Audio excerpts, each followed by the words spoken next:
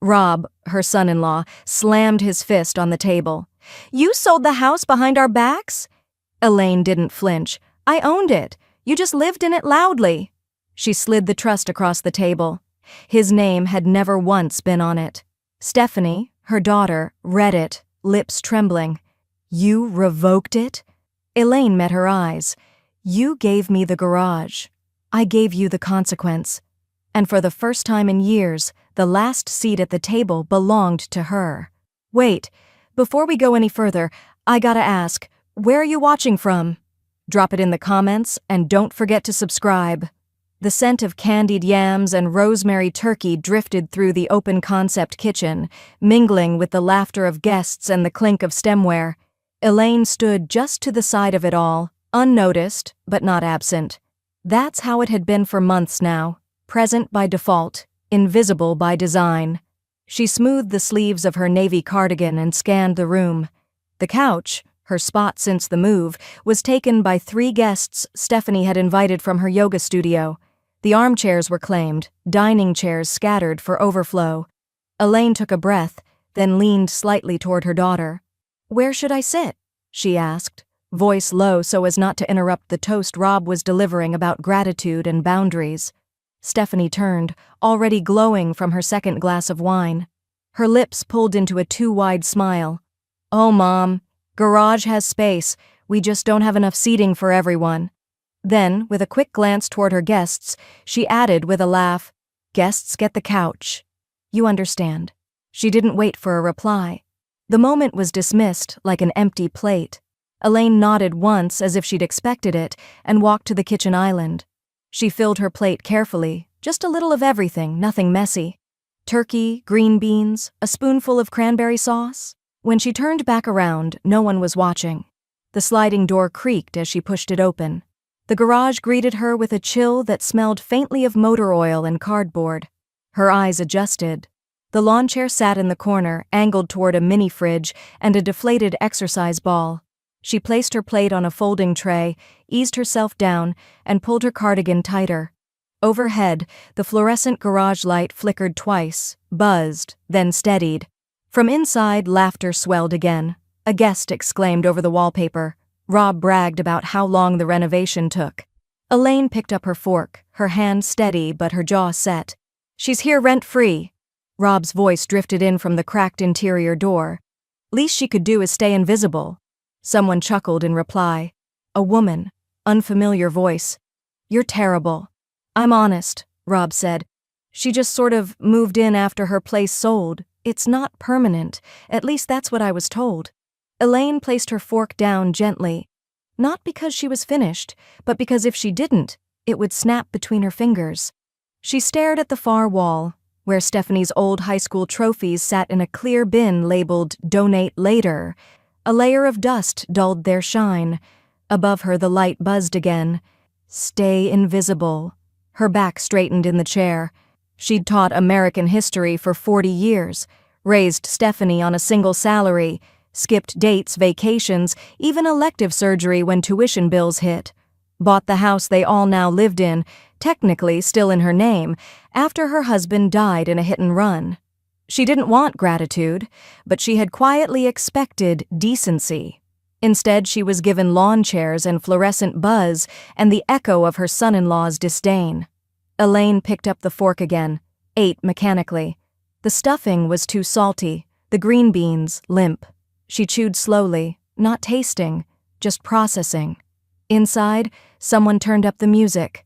Uptown Funk thumped against the drywall like a smug reminder. Elaine swallowed. Then she smiled. Small. Barely there. But real. Not from joy? From clarity.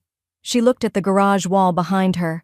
There, still taped from when she first moved in, was the cardboard box she hadn't touched in months, labeled "Important Papers, Mom." She knew what was inside, and suddenly, she knew what came next. The fork tapped against her empty plate like punctuation. The garage light flickered once, and held.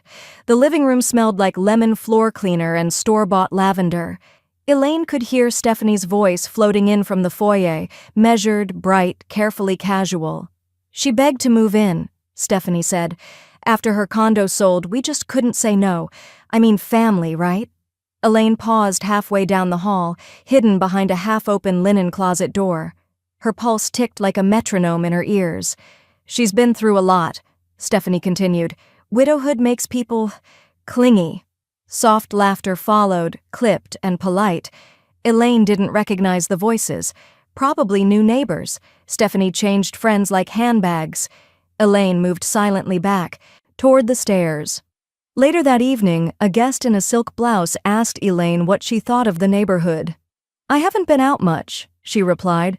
Mostly the library. I'm still adjusting. Stephanie leaned in with a smile that snapped like elastic. She's modest. Trust me, she likes the attention. When she moved in, she said she missed being needed. Elaine looked at her daughter and blinked slowly. I don't remember saying that. You did, Stephanie said lightly, eyes already back on her wine glass. Or something like it. The smile Stephanie wore was the kind Elaine used to tape on for parent-teacher nights. Tight, unbothered, presentable. Only Stephanie's version had edge. It cut clean, left bruises under the skin where no one could see. Later that night in the garage, Elaine sat with her journal open but blank. Her tea had gone cold. From inside she heard Rob rummaging in the fridge. She left the milk out again, he said. Stephanie groaned. Just label stuff. I swear next thing I know she'll be leaving Post-its on the butter like it's her kitchen. We should put a lock on it, Rob said. Keep the snacks safe. Elaine closed the journal. She didn't speak to them about it. Not then. Not the next morning, or the next dinner, or the Friday after that, when Stephanie returned from a charity mixer wearing a neon pink pin that read, Hearts for the Homeless. She dropped her purse on the counter and grinned. They raised 40 grand. You should have come, Mom. Would have been right up your alley. Elaine had been at the food bank all afternoon, volunteering with her old coworker from Jefferson High. She'd returned with sore knees and a smile she hadn't felt in weeks. It vanished now. Stephanie laughed, not seeing the shift. But maybe next time leave the cardigan, yeah? We're leaning more chic this year. Elaine said nothing. But that night, when the house quieted and the garage returned to its signature hum and flicker, she opened her suitcase. Buried beneath a zippered sweater pouch and a manila envelope labeled Med Records, she found it. A faded deed copy, yellowed slightly at the corners, creased once down the middle. Her name was listed in black ink, clean as gospel. Harold Whitaker and Elaine Whitaker, joint ownership with full rights of survivorship. The date, June 1989. She ran her fingers over the ink like Braille. Harold's signature was bold, slightly slanted. Her own, neat, teacher's penmanship. Stephanie's name appeared nowhere. It never had. Elaine placed the deed back in the envelope and sealed it with a strip of packing tape, not because she was leaving, but because now she knew she could. The next day, Stephanie tossed a tabloid on the counter. Look at this, she said, pointing at a photo of a celebrity in sweatpants. Can you imagine looking like that in public? Elaine glanced down. The woman couldn't have been older than 40. I imagine she's tired, Elaine said, or just doesn't care what people like you think. Stephanie laughed. That's the most boomer thing you've ever said. Elaine walked back to the garage without a word. As she sat in her lawn chair, she pulled a pen from her cardigan pocket and wrote one line across the top of her journal page. I raised a mirror. I just never imagined what would look back. Behind her, the light flickered. And this time, she welcomed the dark.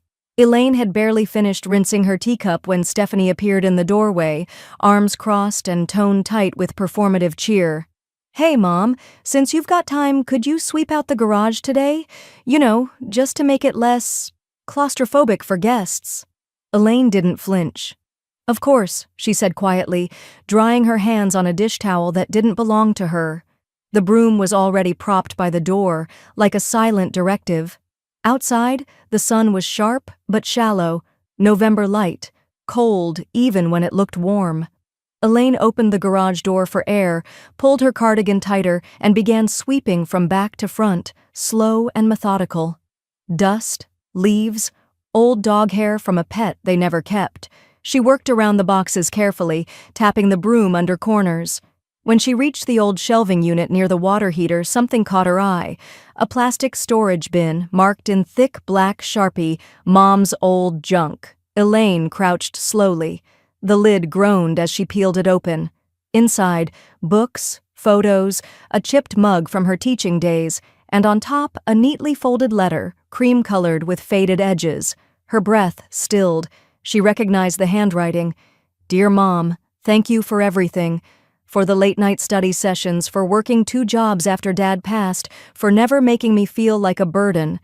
I know I never say it enough, but I see you. I love you. Stephanie, 2002. Elaine read it twice, then a third time. The ink hadn't blurred, but the sentiment had. She placed it gently beside her and dug further. Beneath a stack of old calendars and report cards was a manila envelope, heavy with something crisp inside. She pulled it free, flipped it over, and read the label written in Rob's unmistakable block letters, "Whittaker Future Sale, Int, Convo." Her heart didn't race, it sharpened. She opened the envelope. Inside was a single printed email chain. Rob had CC'd a local realtor, time-stamped from 2 weeks ago. Subject line, "Looking ahead, 3-week turnaround feasible." He'd written, "We want the place listed soon, once the situation is resolved. It's all tied up for now, but there's no ownership concern. Should be a clean sale once the guest is no longer a factor." Elaine read it twice, her lips pulling into a slow, tight line. She pulled her phone from her cardigan pocket, portrait mode, no flash, and took a photo, then another, closer, capturing the subject line and timestamp. She flipped to the back page and snapped that too. Her fingers moved with the precision of someone cataloging evidence. Then she folded the email neatly, slid it back in the envelope, and placed it beneath the college letter, like one lie cushioning another. She looked back into the bin. At the bottom, wedged beside an old cell charger and a cracked CD case, was something harder, thicker than paper. She reached in. It was a worn leather card holder. She opened it. Inside, tucked into the crease, was a weathered business card. "Carl Hendricks, attorney at law, Estate and Property Division office number, direct line."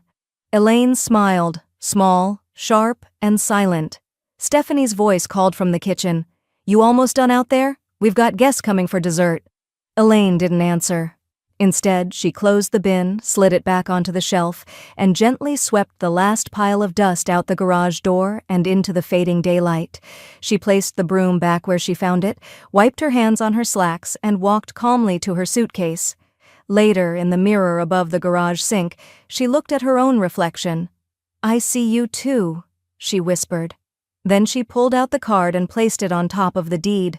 A future had just been scheduled, and this time, she was the one writing it.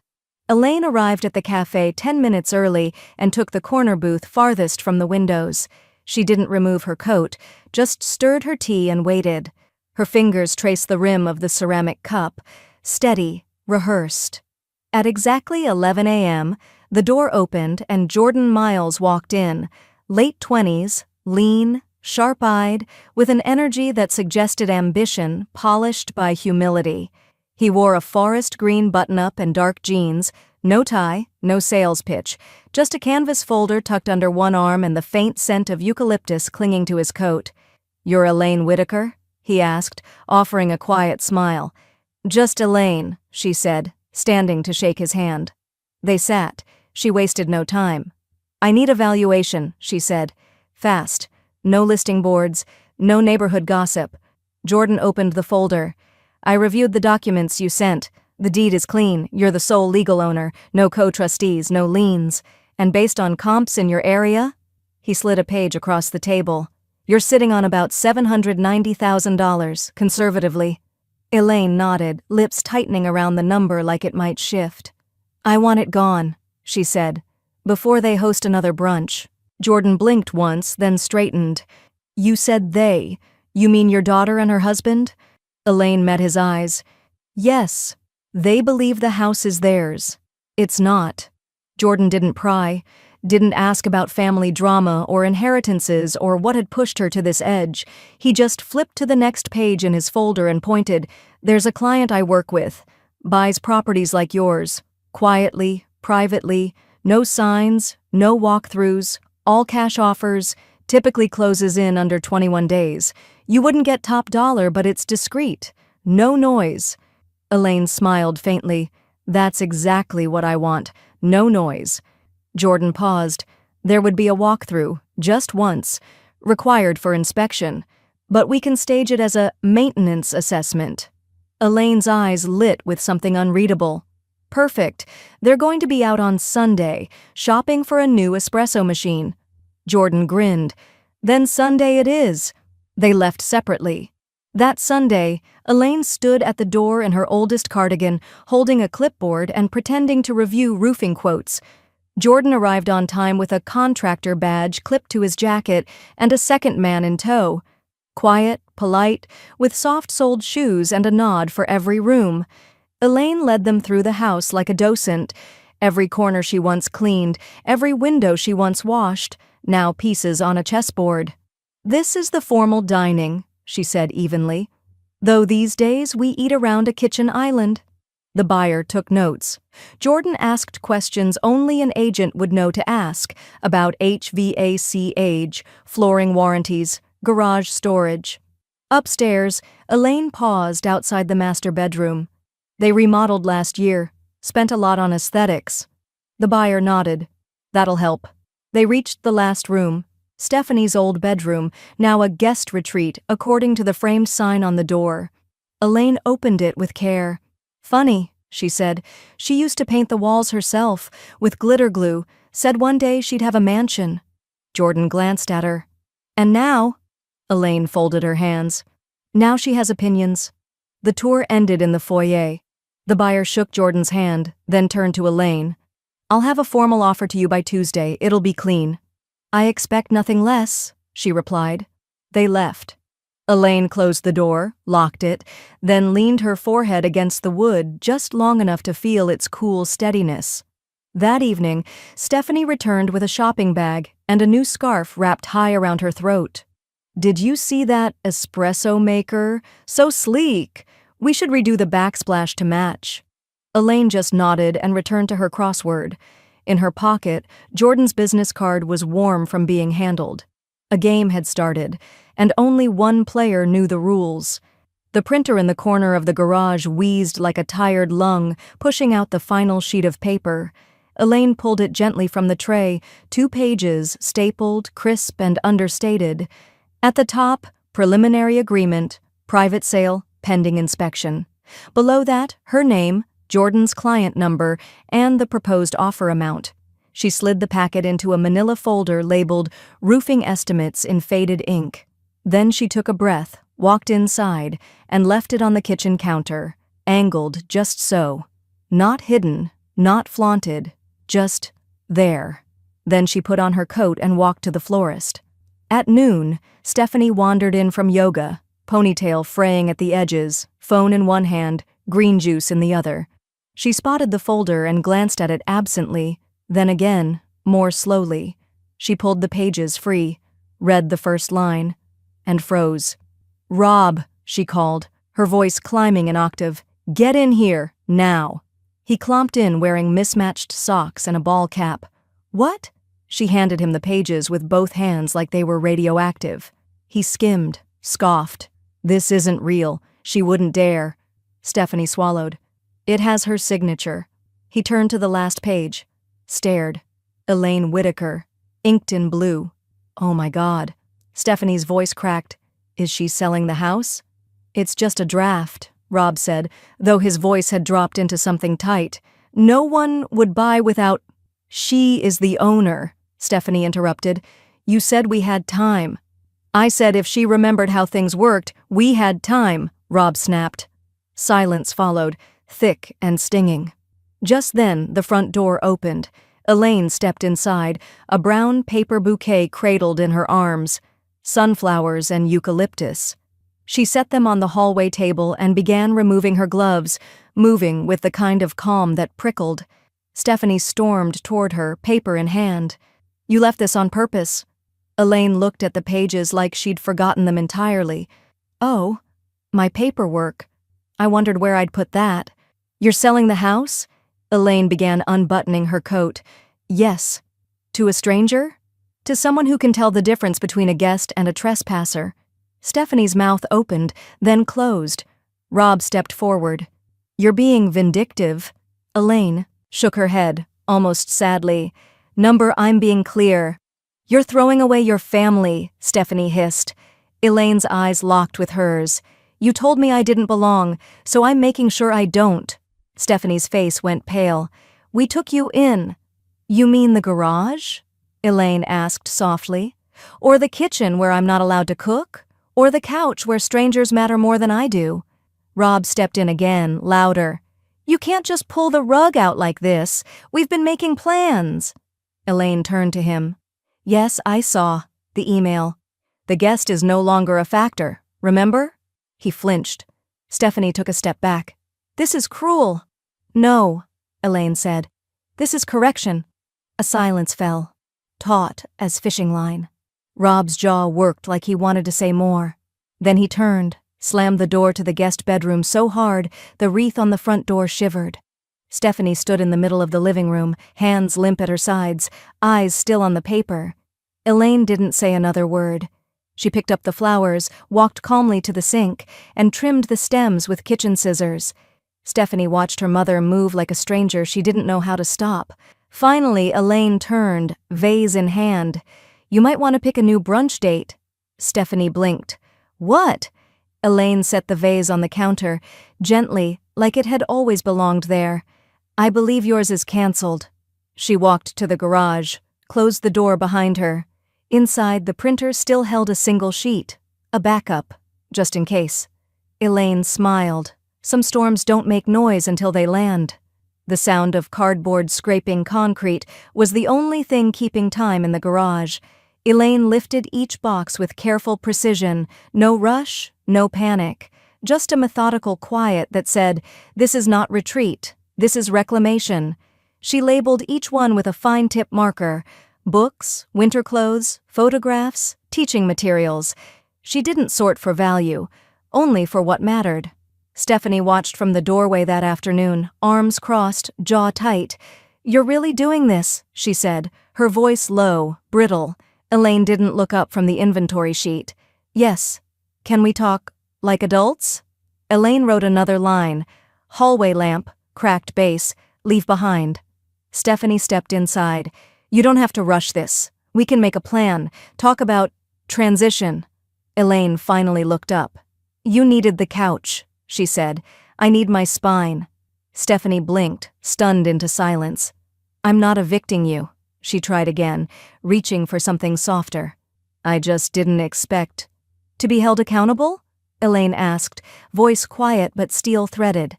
Stephanie opened her mouth, then closed it. The next morning, Elaine took a cab to a cemetery tucked between two oak-lined streets on the quieter edge of town.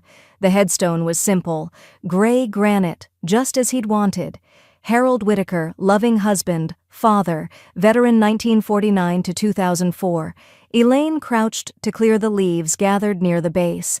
She pulled the deed copy from her coat pocket, folded neatly into thirds. She ran her hand over it one last time. They tried to make me forget, she whispered. But I remembered. Her fingers trembled, not from cold, but from the weight of the memory. Flashback. 1990. The living room walls were bare, the carpet smelled like new glue, and Harold held a set of brass keys like a winning lottery ticket. It's small, he said, looking around, but it's ours. Elaine had wrapped her arms around him from behind. It's everything. They hadn't known then that he'd only get 14 years in it, that the sound of his boots in the hall would one day vanish mid-sentence, mid-life. They had signed the deed together that June. She remembered the way he joked. Now you can't ever kick me out, Whitaker. She'd laughed. I won't have to. Back in the present, she smoothed the copy of the deed across the granite base and placed a small river stone atop it to keep it from blowing away. I'm doing what you would have done, she said softly. You always told me not to let anyone erase the work. A wind kicked up, tugging at the edge of her scarf. Elaine stayed a moment longer, just breathing, just existing where no one asked her to shrink. That night, she sat cross-legged in the garage, surrounded by half-packed boxes and a legal pad. The list had grown longer: wall mirror, unused rice cooker, broken umbrella stand. On another page, she made a second list: items for new space: kettle, reading chair, sunlight. Stephanie opened the door once more, hesitated. "Do you want help packing?" Elaine didn't look up. "No." Stephanie nodded stiffly and stepped away. Elaine added one more item: peace. She capped the pen, and in the silence, the garage light flickered again, once. Then it held. The smell of sage roasted potatoes and honeyed figs filled the house, masking the rot underneath. Elaine stood in the hallway just beyond the dining room arch, half-shadowed, watching Stephanie swirl through the crowd in a blush silk blouse and 2 white teeth. Brunch was in full bloom. Glasses clinked. Someone complimented the backsplash. Stephanie laughed too loudly, clutching a mimosa like a microphone. Elaine hadn't been invited. She wasn't on the group text, but she knew this house better than anyone. It told her everything without saying a word. She leaned against the hallway wall, arms folded across the cardigan she refused to swap for something trendier. Her gaze swept across the polished buffet table: pear tartlets, mini quiches, name cards in rose gold font. Performative hospitality at its finest. From the far end of the dining table, a woman Elaine didn't recognize pointed to the ceiling trim. "The detailing in here is just gorgeous. You all did such a beautiful job." Stephanie beamed. "Thanks. Took forever, but totally worth it. We really feel settled now, you know." Elaine stepped forward slowly, the hardwood quiet beneath her socks. She looked directly at the woman. "It's not ours for much longer." Silence snapped the air taut. The guest blinked. "I'm sorry?" Stephanie's smile froze in place, still on her lips but no longer in her eyes. "Mom's being poetic." Elaine didn't blink. "No, I'm being accurate." Rob appeared then, summoned by the sudden hush. "What's going on?" Elaine turned her gaze toward him, calm, steady. "I was just letting your guests know they should enjoy the trim while it's still part of your world." Rob's voice pitched up. "What the hell does that mean?" Stephanie grabbed his arm. "Not here!" she hissed, smile still pinned like a dying orchid to her face. "No," Rob said, shaking her off. "If she wants to make a scene, let's have it." The guests began shifting awkwardly, caught between curiosity and their untouched parfaits. Elaine stepped into the center of the room, her eyes tracing each familiar detail, not with fondness, but with finality. "Sales underway," she said. "Paperwork's been submitted. Buyer already walked the property." A ripple of disbelief moved across the room. "You're lying," Rob said. Elaine looked at him with something colder than contempt. "You didn't think I was smart enough, right? Just a grieving woman you could park in a garage and outlive." Rob's face flushed deep red. "You're just old, not clever." Stephanie gasped, but it was too late. The room exhaled in collective discomfort. Elaine smiled faintly. "And yet I remembered who owns the house." Rob stepped forward, pointing a finger. "You tricked us. This is vindictive and petty." "No," Elaine said. "This is legal and overdue." Someone coughed. A glass clinked. The guests had stopped pretending to be neutral. Stephanie whispered, "You'll regret this." Elaine turned to her, the kindness long gone from her expression. "Regret is spending Thanksgiving in a lawn chair while strangers warm your couch. Regret is mistaking cruelty for sophistication." Stephanie's lower lip trembled. Elaine glanced at the parfaits, untouched, melting slowly in their cups. She turned and walked out of the dining room without another word. Back in the garage, she opened a file box and pulled out the finalized listing draft. It had the buyer's initials and Jordan's signature. She ran her fingers down the first page and whispered, "Old enough to be ignored, clever enough to change the locks." Then, without pausing, she picked up the house key from the workbench and snapped it clean in half. The notary's pen scratched softly against the paper, each loop and line another stitch in a final seam. Jordan passed the signed packet back across the mahogany conference table. The buyer, a polite man in his 50s with clean shoes and no appetite for small talk, gave Elaine a respectful nod. No handshakes, just a transaction carried out like the folding of a flag, quiet, solemn, complete. "Funds will transfer within 72 hours, Jordan said, his voice low but unmistakably pleased. "But we're officially closed. You did it, Elaine." Elaine nodded, slipping the final signed page into her leather folio. She stood slowly, with the elegance of a woman not defeated, just deliberate. She walked out of the office with a certified check in her purse and 3 decades of sacrifice behind her. By that evening, Stephanie had filed an emergency injunction, unprepared, emotional, and utterly powerless. Elaine's attorney, Carl Hendricks, sharp as ever in a charcoal suit and dry tone, sent back a 3-line response. Petitioner has no claim. Property title confirmed. Sale executed with full legal standing. Stephanie never showed up to the hearing. Within a week, Elaine was signing a new lease on a quiet corner unit in a seaside complex called Driftwood Commons. 1 bedroom, ocean breeze, no drama. The carpet was beige, the countertops dated, but the balcony faced the horizon, and no one told her where she could or couldn't sit.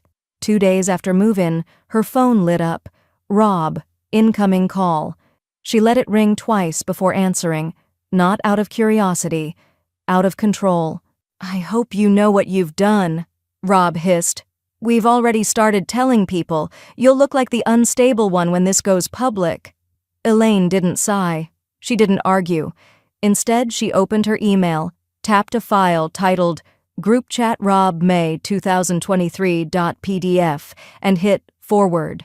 Rob's voice was still barking when she said calmly, "Check your inbox." Click, silence, then a long exhale. "You saved that?" "I save a lot," she said, "especially things that prove you're exactly who I thought you were." He hung up without another word. That same night, Elaine sat at her small new desk and opened her will. Her attorney had sent over the updated draft, already pre-reviewed. She flipped to the medical directive section and drew a clean black line through Stephanie's name. She replaced it with Carla Jennings, a former student who now worked in geriatric case management. Carla had visited Elaine 3 times over the last 2 years, always with flowers, always with questions about how to live fully while caring for others. Elaine had seen more compassion in those 30-minute chats than in the last 3 years of cohabitation. She added Carla's number in pen, initialed the margin, and exhaled. Then she pulled out a smaller envelope, handwritten, unsealed, and walked it across town. Stephanie wasn't home. That was fine. Elaine stepped inside the front door she still technically had access to until the locks were changed, and climbed the stairs slowly, carefully. The house was quiet in a way that felt emptied out, like a stage after the curtain falls. On Stephanie's dresser, beside a vase of dead hydrangeas, Elaine left the envelope. Inside, a Xerox copy of the finalized sale, a photo of the check, and a short letter. "You taught me how to vanish when it was convenient. I've taught you how it feels when the vanishing isn't yours to control." Back at her condo, Elaine poured herself a glass of wine and stood barefoot on the balcony. The ocean was loud tonight, restless, like something stirred but unfinished. Her phone buzzed again. Stephanie this time texting. Just one word? Why? Elaine didn't reply. She turned the screen over, face down on the table. Then she reached into the folio, pulled out one last form. A sealed envelope, no label, no stamp. But tomorrow it would be mailed. And once it landed, there'd be no turning back. The Uber dropped them at the curb just past noon on Sunday.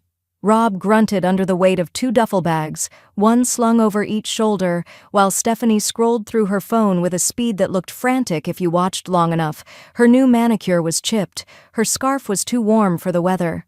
"Remind me to call the contractor," she muttered. "We still haven't had the gutters." She stopped mid-sentence. Rob followed her gaze. The front door of their house, Elaine's house, technically, was closed tight, but something was different. A slim white card was taped just beneath the wreath. "For access, please contact Jordan Miles, Realtor." A phone number followed, scrawled in looping pen. Stephanie's eyebrows pinched. "What the hell?" She dropped her bag and rushed to the door, turned the handle. Nothing. She tried again, rattled it, pounded her fist against the glass. Eli, Mom, are you serious? Nothing. Rob stepped forward, pulled out his key, tried the lock. It didn't fit. Changed, he muttered. She changed the locks. Stephanie's eyes flicked to the windows. Closed, curtains drawn. She can't do that. She did, Rob said. Inside, the house sat in curated silence. New staging furniture replaced the worn couch. The kitchen was cleaner than it had been in months. The brunch platters, the personal photos, the potted basil, all gone. Neutral now. Market ready. 10 miles away, Elaine stood barefoot in her condo, sipping coffee with a splash of almond milk.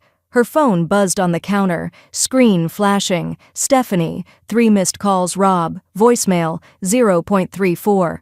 She didn't touch it. Instead, she walked to the window and leaned against the frame. Her small balcony faced a row of seagulls pacing along the guardrail. She could smell the salt in the breeze. She tapped her security app and pulled up the door camera. Stephanie's face was contorted in disbelief. Rob was pacing now, phone pressed to his ear, gesturing wildly. Elaine watched them calmly, 2 people shouting at a house they never truly owned. A flashback slid in, soft and unwelcome. 2 years ago, Elaine stood in the same doorway, house key extended in her hand. Stephanie had taken it with a tight smile and said, "Just temporary, Mom. We're still figuring things out. This is until your next place, right?" Elaine had nodded, suitcase by her side. Of course. They never gave the key back. Now it was Elaine who held every copy. Back in the condo, she opened her group messaging app. Selected, Aunt Lois, Cousin Peter, her sister, Marie, and 3 nieces who still sent Christmas cards. She typed, "Hi all, just wanted to share a quick update. House has officially sold. I've moved into a cozy place near the coast. New chapter, lots of light. Hope you're all well. Elaine." She hit send. Less than a minute later, her phone pinged with replies. "Wait, what? Stephanie said you were just visiting? Sold? Wasn't it theirs? Proud of you, lady." She smiled at that last one. Her phone lit again, this time Stephanie's name. Another message. "Why would you do this to us? They're asking questions. I need to explain." Elaine didn't answer. Instead, she opened the photos folder and scrolled to the image of the signed check, then the buyer's name, then the deed. She saved them to a folder titled, "When History is Contested." Out on the street, Stephanie was now crying into her phone, pacing in front of the door. Rob kicked a flower pot into the grass. Elaine took one last sip of coffee, closed the camera app, and turned off her phone. She walked to her writing desk, opened her journal, and started a new entry. What happens when you stop asking for a seat and start building your own room? She paused, then added one more line. Control, when it returns, is quiet. Almost like forgiveness, if you're not paying attention. She closed the journal and placed it beside the sealed envelope from the night before. Tomorrow, she would mail it. Tonight, she would rest. And out on the front porch of a house no longer hers, her daughter screamed at a lock that would never click for her again. The courthouse hallway smelled like bleach and old paper. Elaine sat still on the wooden bench outside room 4B, legs crossed neatly at the ankle, her purse resting on her lap. Beside her, Carl Hendricks flipped through the case file without urgency, humming a little under his breath, something classical and pointed. Across the hall, Stephanie and Rob huddled beside their attorney, a younger man with hair too perfect and a voice that was already straining at the seams. Rob kept pacing, whispering, gesturing toward the courtroom like he was planning a heist. Stephanie didn't speak. She stared at the beige floor tiles, blinking too often. A clerk opened the courtroom doors. Whitaker Veers Whitaker, now being heard. Elaine stood first.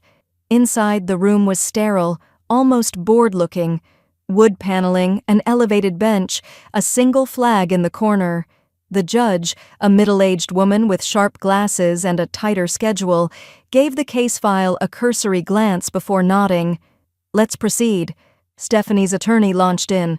"Your Honor, we are here to contest the unlawful sale of a residential property in which my clients resided for over 2 years. They were not notified, were effectively locked out, and have since experienced financial and emotional distress. Carl didn't flinch. He simply stood, adjusted his glasses, and slid a single document forward on the table. Your Honor, this is the property title.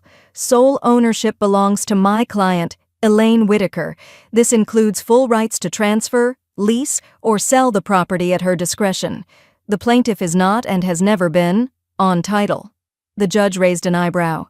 And this was filed how recently? 35 years ago, updated 10 months after the passing of her spouse. This version was certified again at time of sale. The other attorney stammered.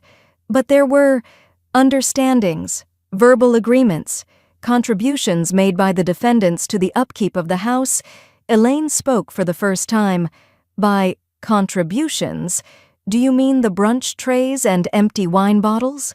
The courtroom chuckled quietly. Even the judge's mouth twitched.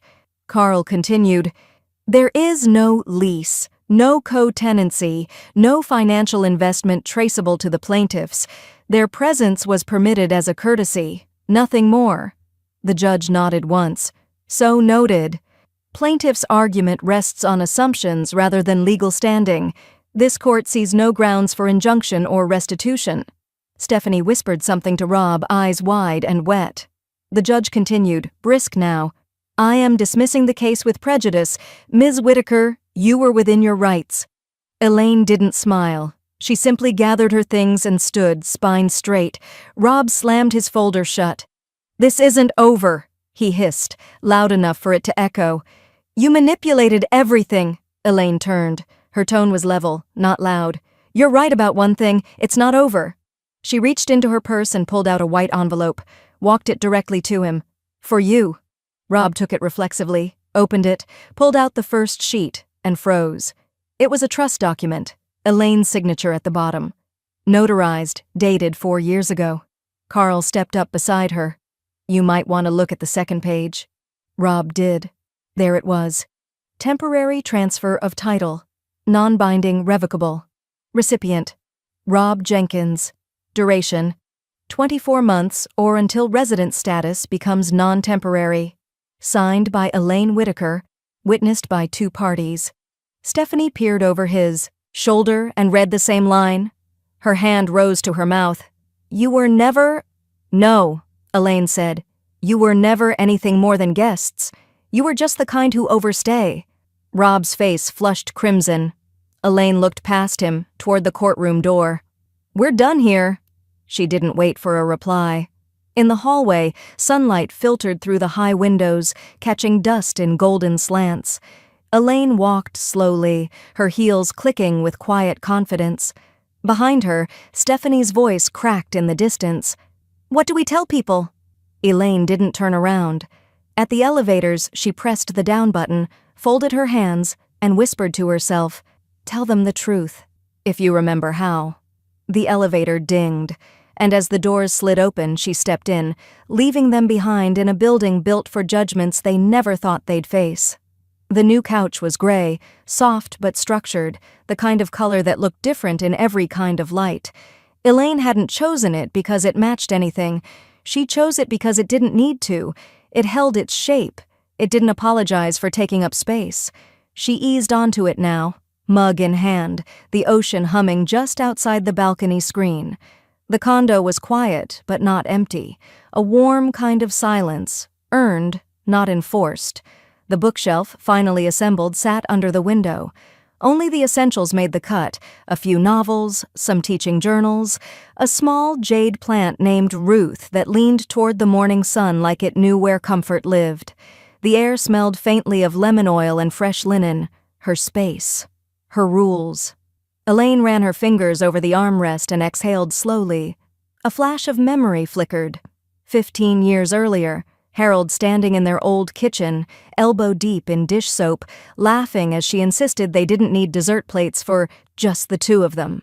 One day, he said, you'll do more than survive. You'll live. She hadn't understood it then. Not really.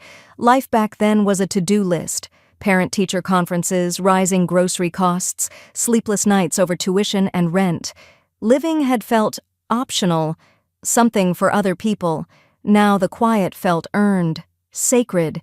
She opened her journal and dated the page, something she hadn't done in years. November 19th. Things that matter. Morning light. Coffee that doesn't get cold because someone interrupted. Space to think. Silence without punishment. A knock at the door interrupted her rhythm. Elaine padded over in her socks and opened it slowly. Outside stood a young woman, early 30s, tan cardigan, holding a Pyrex dish covered in foil. Her smile was easy, unpracticed. She nodded toward the dish. "Hi, I'm Molly, Unit 2B. A few of us are doing an early Thanksgiving potluck next week. Wanted to invite you." Elaine glanced down at the dish. "What is it?" "Pumpkin lasagna," Molly said, then laughed. "It's better than it sounds." Elaine smiled. It was real, but small. "That's kind of you," she said, "but I think this year I'll be doing something different." Molly nodded without offense. "Another time then?" "Maybe." She took the dish anyway. It was warm in her hands, weighty and sincere. After Molly left, Elaine placed it on the counter and stared at it for a long moment. Then she turned her phone face up for the first time in hours. One message, "Stephanie, 6:42 p.m. I know I don't deserve an answer, but I wanted to say, I'm sorry. For everything. You didn't deserve how we treated you. I see that now." Elaine read it twice, then tapped mark as unread. Not out of cruelty, out of caution. Some doors shouldn't be reopened just because someone finally found their manners. She stood by the window, watching the sky shift from lilac to ash. The horizon blurred gently, sea against sky, like two things learning to coexist without explanation. She wasn't ready for someone else's table yet, but the couch beneath her? That was hers, and soon, so would be the rest. On the journal page, she wrote one more line beneath the list. Ownership isn't about title, it's about peace. She capped the pen. The heater clicked softly beside her. The ocean moved, steady as breath, and in the silence, a new season waited. Unrushed, unapologetic, and entirely hers. The knock came just after sunset, softer than the first one days ago. Elaine had just lit the cinnamon candle on the kitchen counter. She turned the flame down on the kettle, walked to the door, and checked the peephole, expecting maybe Molly again. Or one of the complex staff. But it wasn't either. It was Lucy, 16. Pale from cold, hair windblown, a backpack slung low over one shoulder. Elaine opened the door slowly. "Lucy?" "Hi, Grandma." Her voice was tight, but her chin didn't waver. "Can I come in?" Elaine stepped aside without a word. Lucy entered, towing off her sneakers and tucking them neatly to the side without being asked. She dropped the backpack by the door and stood in the middle of the living room like someone used to shrinking in corners. Elaine closed the door. "Everything okay?" Lucy exhaled. Not even a little." Elaine moved to the kitchen, poured 2 mugs of cocoa, hers with almond milk, Lucy's with whole, and gestured to the couch. "Start from the top." Lucy sank into the cushion like it might disappear beneath her. "Thanksgiving dinner. Same as always. Mom was rehearsed. Rob was loud. Everyone just pretended nothing happened with the house. They made jokes about how you stole the equity." She blinked rapidly, then continued. "Then, after dinner, I heard Rob talking in the garage. I knew the voice, so I waited. And I recorded it." Elaine turned to her slowly. Lucy pulled out her phone, tapped a file, and handed it over. The screen lit with a shaky video. Rob, beer in hand, standing with 2 other men. "She's a walking guilt trip," he said, half laughing. "Should have locked her in the basement instead of the garage. Might have gotten more resale value." Laughter. Then him again. "Honestly, if she'd croaked sooner, we'd already have our second Airbnb by now." Elaine didn't breathe. The video ended. She handed the phone back with trembling hands. "You recorded that?" Lucy nodded, "and emailed it to myself, just in case." Elaine pressed a palm over her mouth, then lowered it. "I don't know what to say." Lucy looked down. "You don't have to. I didn't come here for you to say something. I came because I want to be around someone who doesn't dilute me." Elaine blinked. "Dilute you?" "Like they do. I laugh too loud. I dress too weird. My hair's a statement. I see you. I know what they did, and I want better for myself too. Elaine sat beside her, quiet, processing. The tea kettle whistled softly and then fell silent. She placed a hand gently over Lucy's. I need to ask, did your mother know you were coming? Lucy gave a sad smile. She was mid-toast. I slipped out the side door. Don't worry, I texted her I was safe. Didn't say with who. Figured she'd guess. They sat like that for a while. Silence that was not empty, only sacred. Then Elaine stood and returned with a soft fleece throw from the chair and tucked it around her granddaughter's legs. I want you to stay, Elaine said, but only if it's what you want. No guilt, no obligation. You deserve to move toward peace, not away from pain.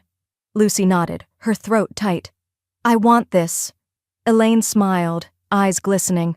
Then stay. You'll never need a couch. You'll always have a home with me. Lucy crumpled into her, sobbing once, and Elaine held her until the crying eased into calm. Later, they sat cross-legged on the living room floor, Coco half-drunk, swapping stories, Harold's corny jokes, Lucy's science fair wins, Elaine's first protest as a teacher. It was late when Lucy fell asleep on the couch, the throw blanket tangled around her legs, her phone face down beside her. Elaine watched her sleep for a moment before turning out the light. Then she walked to her desk, opened her journal, and wrote, Sometimes the legacy isn't the house.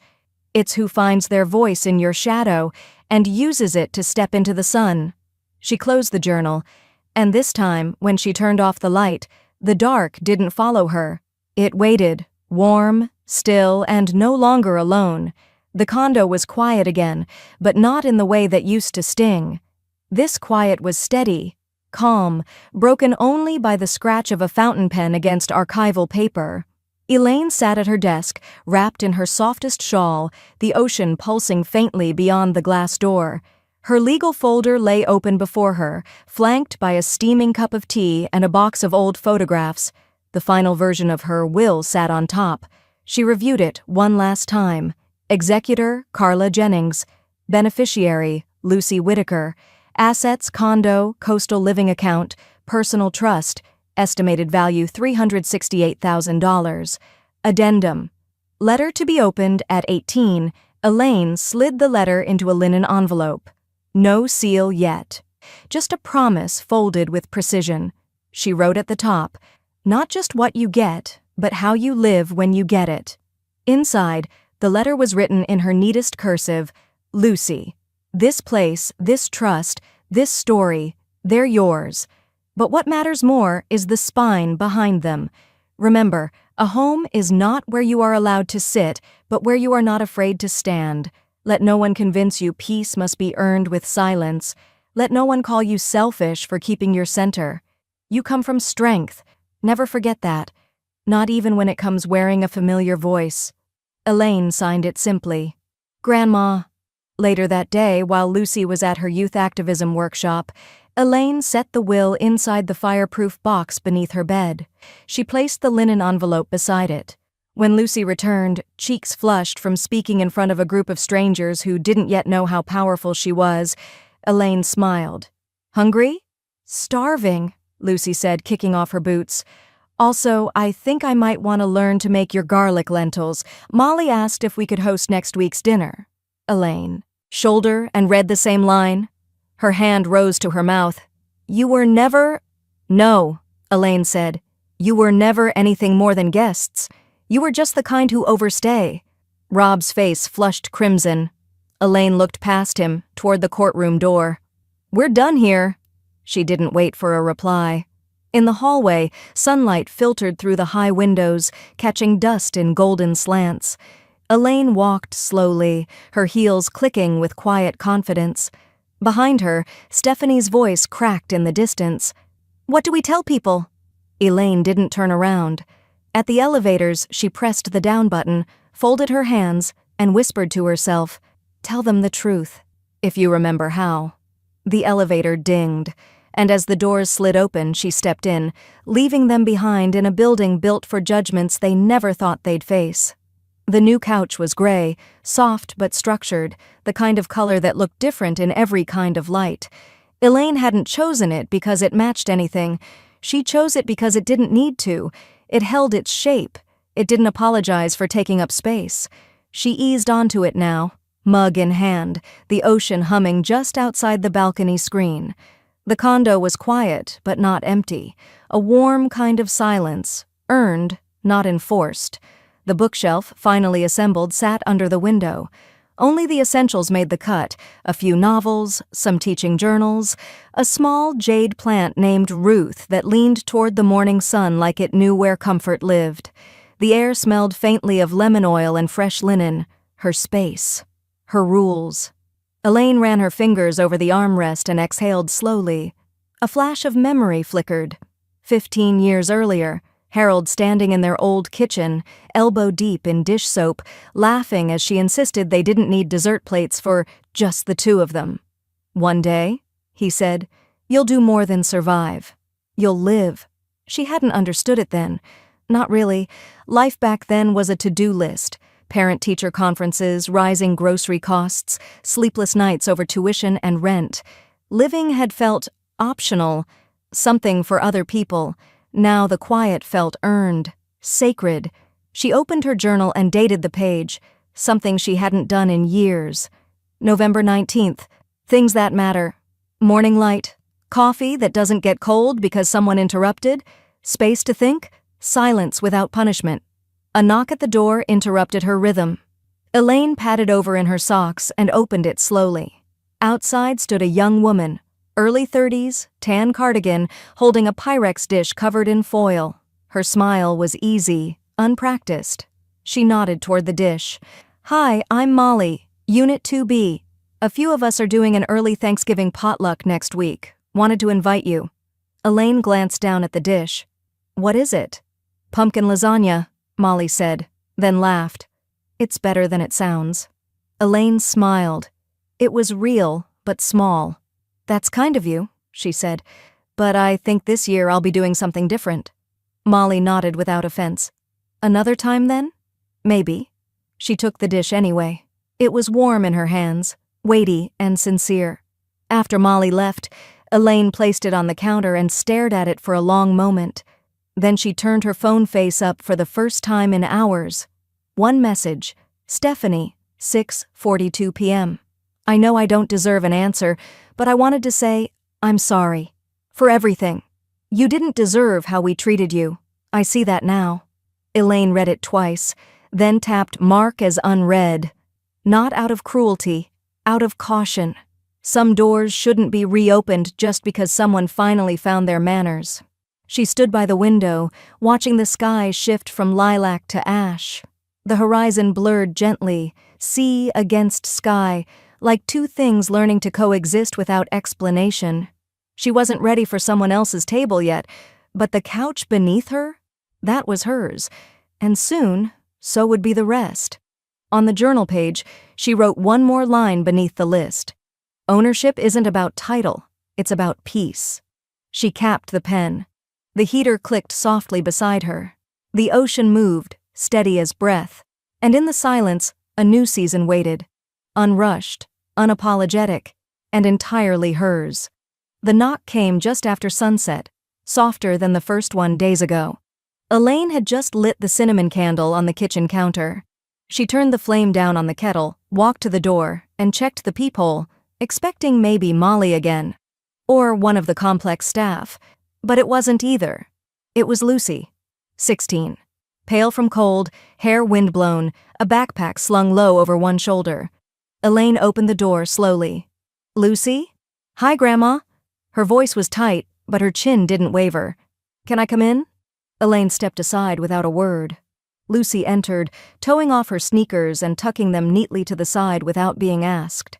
She dropped the backpack by the door and stood in the middle of the living room like someone used to shrinking in corners.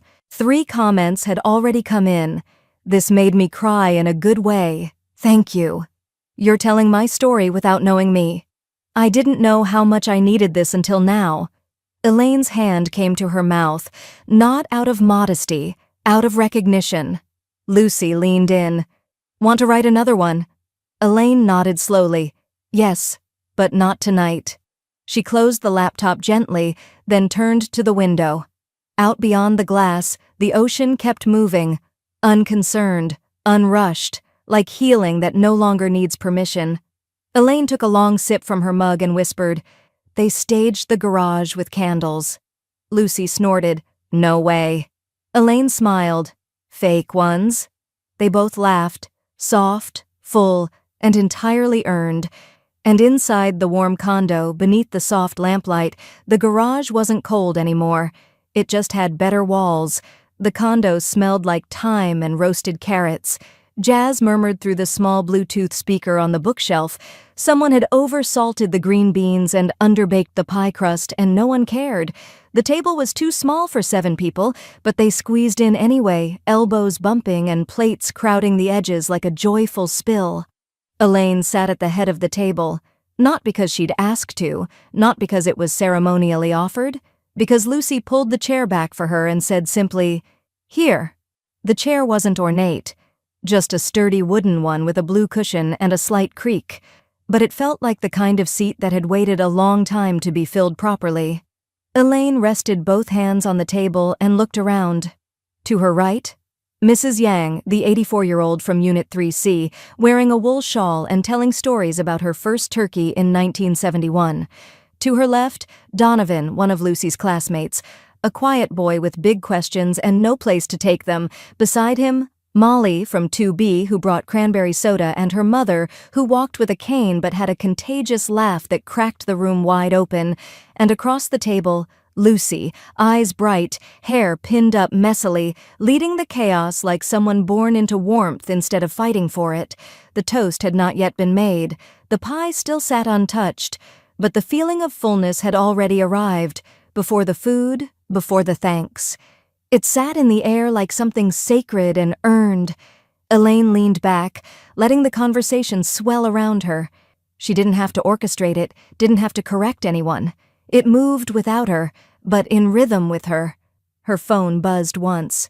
She glanced at it. "Stephanie, 2:14 p.m. I'm sorry. Can we talk? Even just once?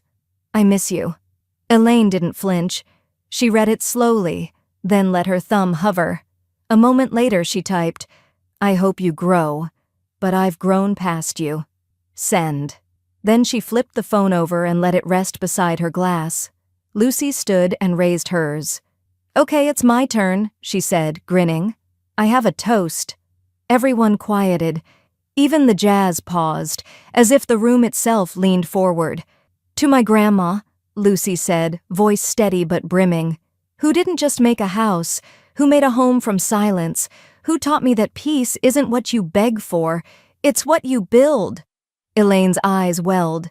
She pressed her palm to her chest just once. Donovan raised his glass. "To Elaine." The others echoed, clinked glasses, real and plastic, mismatched and fine. Elaine blinked slowly. It wasn't pride she felt. Not exactly. It was something deeper, like standing still after a long walk uphill, like taking the last stone out of your shoe and finally realizing how light you can be. She looked out the window. The ocean stretched soft and silver, no longer dramatic, just there, reliable, a horizon that didn't demand understanding, only recognition. Behind her, Lucy was already passing out pie, scraping too hard crust into something worth loving. Elaine smiled. She picked up her fork, took a bite of too warm pumpkin, and let herself laugh when the whipped cream slid sideways. The chair beneath her creaked again, but this time it sounded like music. No one called her a guest. No one called her extra. She was simply there, at the head of her own table, the last chair filled, the first heart whole.